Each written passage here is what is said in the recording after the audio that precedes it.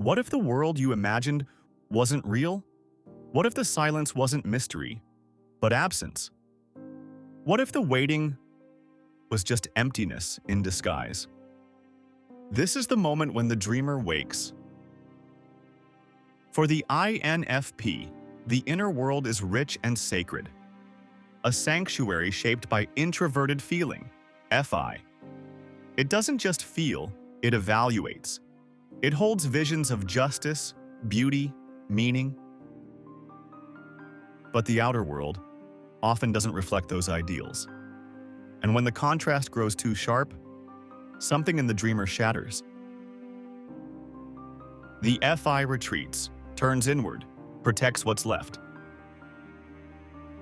And extroverted intuition, NE, once a lantern casting light into the unknown, begins to flicker. Not exploring possibilities, but spinning them inward. Why did they pause before answering? Why didn't they look at me? Was that goodbye disguised as politeness? A late message becomes rejection. A distant tone becomes proof of failure. A silence becomes abandonment. The dreamer begins to doubt, not just others, but their very sense of perception. Then comes introverted sensing, SI. Not as a comfort, but as a ghost. It remembers, not facts, not logic, but feelings, impressions, patterns of hurt. The birthday they forgot, the friend who stopped replying, the dream that was never supported. And suddenly, the dreamer isn't just feeling this disappointment, they're feeling everyone, all at once. The past folds into the present. The present reinterprets the past. A spiral begins. And the dreamer asks, is this happening again? Or has it always been this way? Then enters extroverted thinking, TE, the inferior function, the stranger in the sacred space. It doesn't understand nuance or emotion. It sees inefficiency, flaws, chaos. Where's the plan? Why are you wasting time? Why can't you be more decisive? Why are you so slow? Why can't you fix this? And inside, a dialogue begins. Not out loud, but within the dreamer, between vision and judgment, between longing and demand.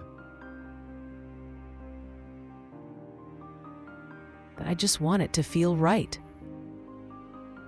That's not enough. You're falling behind. You're disappointing everyone.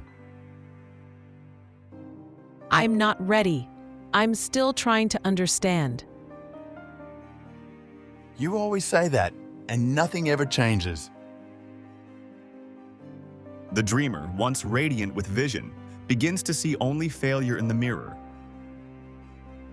The voice becomes louder than their intuition, louder than their ideals, louder than themselves. FI, NE, SI, T, a loop of feeling, imagining, remembering, blaming. Each function pulling the dreamer inward, deeper into the archive of their pain, further from the world outside. The dreamer isolates, but it doesn't feel like choice, it feels like inevitability. They stop replying. The journal remains closed, the projects untouched. The books gather dust. The list of dreams once taped to the wall now hangs torn and forgotten. And in that quiet isolation, they no longer feel like a visionary. They feel like a ghost.